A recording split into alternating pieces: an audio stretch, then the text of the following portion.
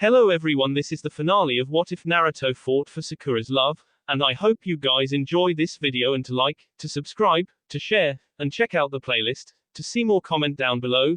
Now let's start the intro. They call me a god. They call me a god. They call me a god. Join my membership, the perks are great. It's in the description. Be sure to like and subscribe, it gives me more motivation. Enjoy. 5 days later, Sakura looked at Naruto, her mouth agape at how the situation had deteriorated to this. They stood out amongst the ruins of the carriage, the horses having escaped upon the lack of bindings. Sasuke stood across from them, smirking sardonically. Sakura glanced at Naruto, her hand holding his tightly in hers. His blue eyes were narrowed and were seemingly calculating something about Sasuke. What are you doing here? And how are you here? Naruto snarled. Sakura flinched in confusion. His tone was harsh and unforgiving. It was not the tone in which Naruto used against Sasuke. He was usually angry, frustrated and sarcastic towards Sasuke. Sasuke smirked. I figured I would welcome you guys home. Sakura looked at Sasuke. He was acting so casual. Sakura gripped Naruto's arm as Sasuke grinned. Maybe remove the problem before it can grow. Naruto, Sakura's eyes widened as the image of Sasuke wavered. That's not our Sasuke. Naruto shook his head and pulled Sakura behind him. He glared at the figure as he shifted fully. That was never Sasuke.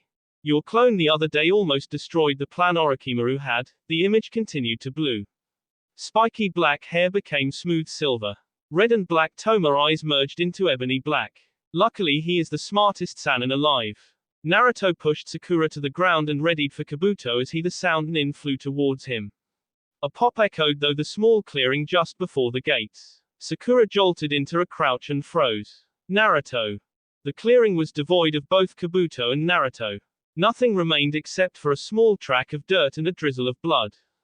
Naruto caught Sasuke as his Kabuto transformation disappeared with a pop. That worked out better than I thought it would. Dobe, Sasuke muttered. You are an idiot. Naruto helped Sasuke to sit down and joined him leaning against the tree. Ah, I know. They sat there breathing for a few minutes, taking in the other's appearance before Sasuke smirked. Naruto grinned in response and they knocked fists. Nice to see you too.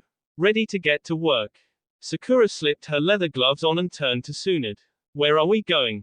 They picked up Naruto's scent here, Tsunade replied, pointing to a spot not too far away from the outside wall. They didn't pick up Kabuto's scent, but there was a second scent next to Naruto's. Most likely it was him. We don't have any other options at this point, Shizune said from behind Tsunade. Her stomach had swelled in the time Sakura had been away. There was no time for pleasantries. They sat immersed in silence, calculating what was happening and what could happen. Tsunade sighed. Sakura. He's already running on limited time. Shizune had moved to hold Kakashi's hand. Don't deal with revenge. Just get him back here. He needs to be back here. Safe, Sakura said softly. He'll be fine once he's back here. Tsunade smiled sadly at Sakura's smoldering eyes. She was determined that Naruto would be fine. That she could find something to save him. Then, meet up with Kiba, Akamaru and Shino at the gate. They'll send you in the right direction. Lee, Neji, Tenten, Choji and Shikamaru are standing ready for backup. Ino and Hinata are backing you up medically. Kakashi and you have lead. Hi, Shushu, Sakura bowed. Sakura smiled at her Shushu, trying to hide the worry and pain that danced across her skin, the physical equivalent of her emotional turmoil. Kakashi subtly squeezed Shizune's hand before he stepped out the window, Sakura following him obediently. I'll bring him back, Tsunade Shushu. Tsunade smiled, a sorrow-filled smile that added 10 ears. I know you will. That tears the plan to ruins. Naruto murmured as they dodged another onslaught of kunais. Sasuke looked at him from their hiding spot behind a massive tree trunk they had overturned. Kabuto had appeared, with curseal sound ninjas at his command. There were only 3 of them, but in the declining conditions, Naruto and Sasuke were genins compared to them. I know I said I didn't want to hear your plan B, but Sasuke looked over the trunk, his Sharingan remaining inactive. You have good reason not to, Naruto murmured.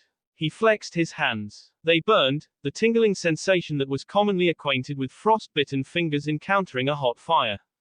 Naruto. What was plan B? Naruto looked at Sasuke, his eyes worn and tired. He'd aged somehow. Sasuke sighed. He didn't look much better than him. How badly did you want to return to Konoha and clear your name? He felt cold and numb, yet if he opened his eyes the world was bathed in late afternoon light, birds and other forms of wildlife going about as if it was a perfect day. He closed his eyes as his chest felt heavy. He wasn't able to move. That's what made him stay awake. He couldn't move except for the shaky rise and fall of his chest. His senses were shot. His mouth tasted of something irony and metallic. Every twitter of a bird overhead seemed like it was miles away. His eyes were clouded slightly. His body was numb, refusing any command he asked of them. The only thing working was his sense of chakra. And the chakra he wanted to K so badly was heading for him. But there was new anger towards the man walking towards him, gently pushing up his glasses, his forehead protector having changed from a leaf to a solitary musical note. He had always hated this man since he found out what he truly was. A traitor, a monster who enjoyed experimenting on those that he deemed weak. But something else was stirring the QB in his cage, begging to be released, but even he who wanted nothing more to wrest this man limb from limb, couldn't even summon up the strength to speak. Naruto recognized this scene. He would have laughed if he could. The man suddenly jumped to one side as a pink and red blur charged at him, a gloved fist connecting with the ground, shattering it in all directions. A man clad in blue and black, his face half covered, landed next to him as the pink and red blur focused into a pink-haired girl with blazing green eyes that were trained on him and him alone. They were both talking, but it was mere mumbling to him. The girl knelt down to the other side of him, slipping her delicate hand from a black leather glove. Her hand was shaking slightly and he tried to hide the sadness at scaring her like this. Her hand was suddenly engulfed in green and she pressed it to his forehead. His hearing came back with force, causing him to reel away from the tree he had been leaning against.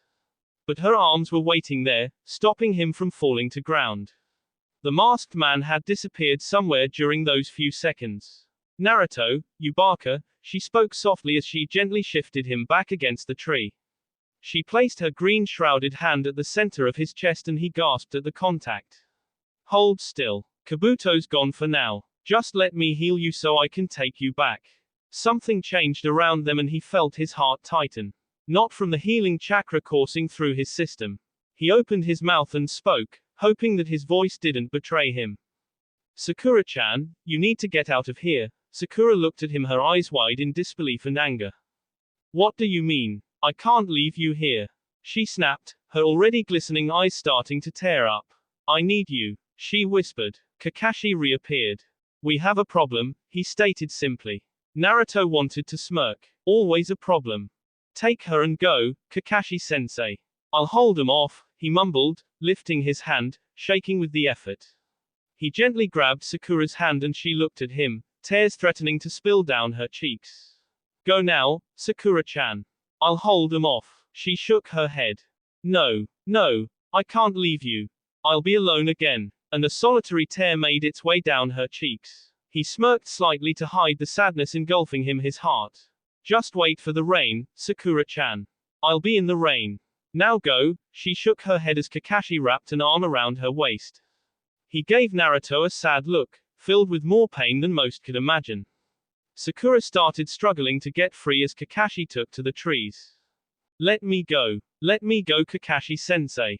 I can't leave him. Naruto, don't leave me. He smiled as he slipped several exploding notes from his pocket. His hands were shaking to the point he almost dropped them. He glanced behind him as her screams were growing fainter. I'll see you in the rain, Sakura-chan. Naruto. Kakashi pulled her through the trees. Sakura never lost her focus on the tree where Naruto sat. He looked so sad and resigned. He hadn't given up, but he accepted what he was doing. That's why Sakura couldn't allow him to leave her.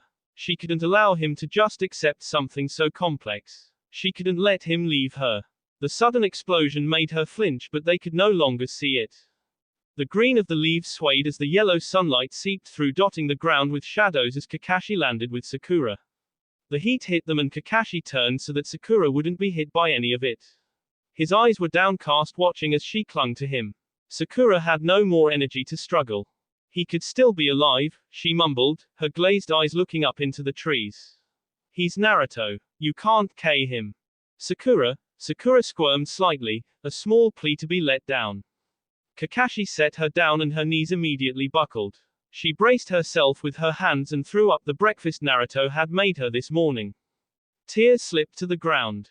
I may not get the chance to do this again, Sakura. He'd said. Don't talk like that, Naruto. Tsunade Shizune, Ino, Hinata and I are going to save you. She'd been so determined. She'd SD so roughly that she had broken the cutting board in half.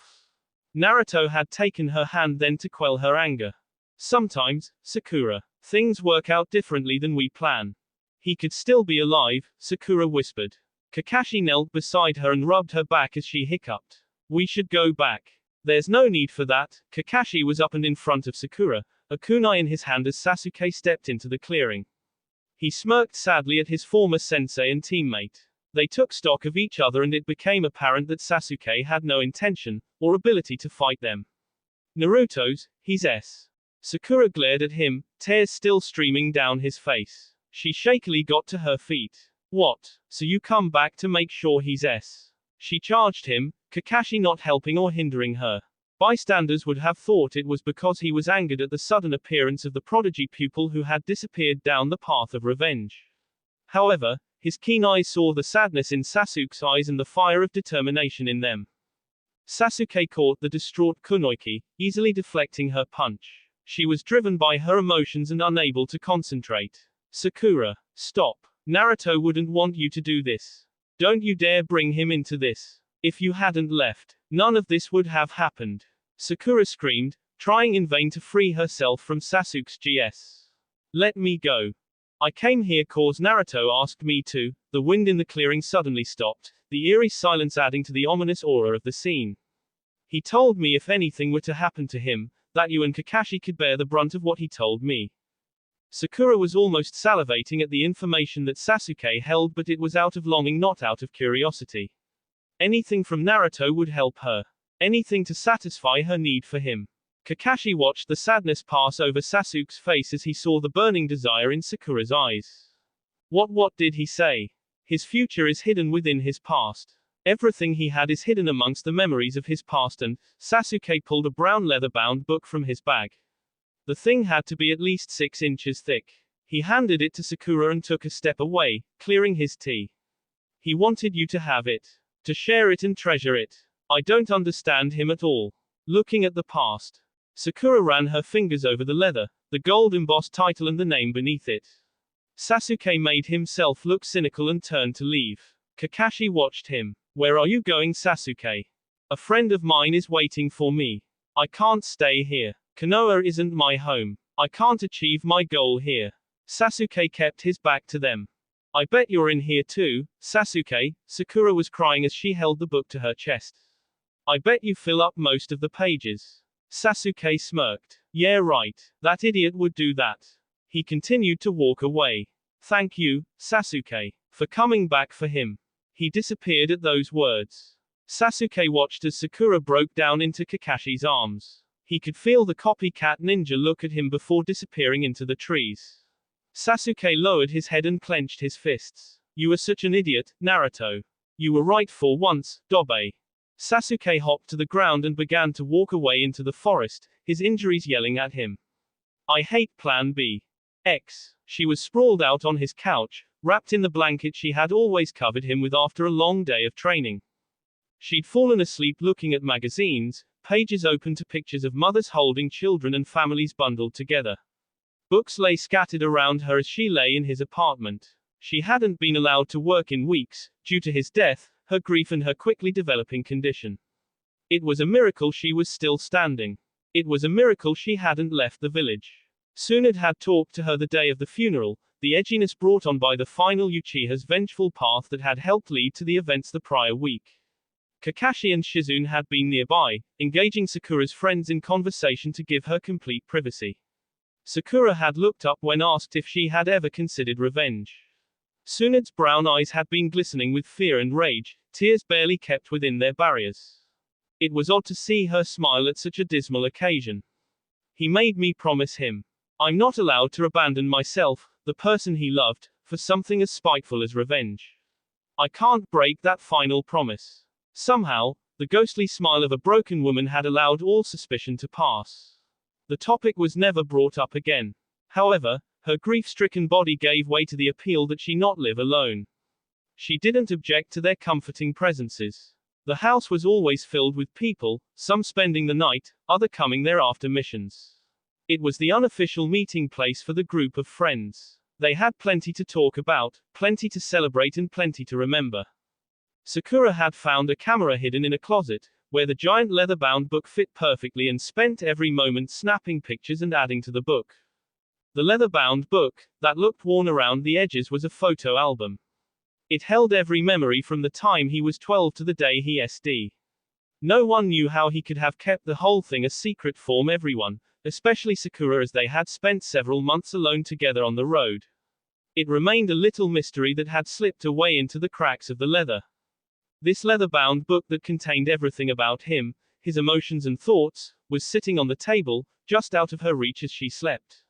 The golden words etched into the cover flashed as late afternoon sunrays splashed through the curtains, casting shadows of people long since gone around her. It was this album of memories that allowed for him to never be lost. His warmth was imprinted into the pictures. The majority of the pictures were of Team 7. The last Uchiha had only left a bookmark to be remembered by. Sasuke had disappeared just as he had done before.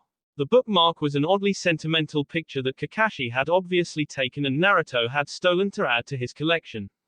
The three of them were sprawled out on the ground after a mission in a three-pointed star, their heads almost touching one another's as they had a random moment of peace in their hectic genin days. It was a rare moment of happiness that lit up her face upon seeing their serene expressions. Sakura smiled as the sun hit her face, her green flickering open. She stretched slowly and sat up, her baggy clothes hiding her growing figure. They caught sight of the glittering and read the words aloud, a smile gracing her lips. The warmth of my smile shall reach through my memories and illuminate my future to all. She rubbed her stomach through her clothes and smiled. To think his poetic side was so prominent. Maybe you'll have that side of him. Sakura kissed her fingertips and ran them over the name at the bottom of the cover before standing and answering the door as a knock echoed through. The sound of someone sping and the teasing and laughter afterwards engulfed the room, and the name upon the album glittered all the brighter at the happiness. Uzumaki Naruto, the future lies in my past. The end. That will be all for this video. Be sure to like, subscribe, share, and comment down below for more videos. Goodbye.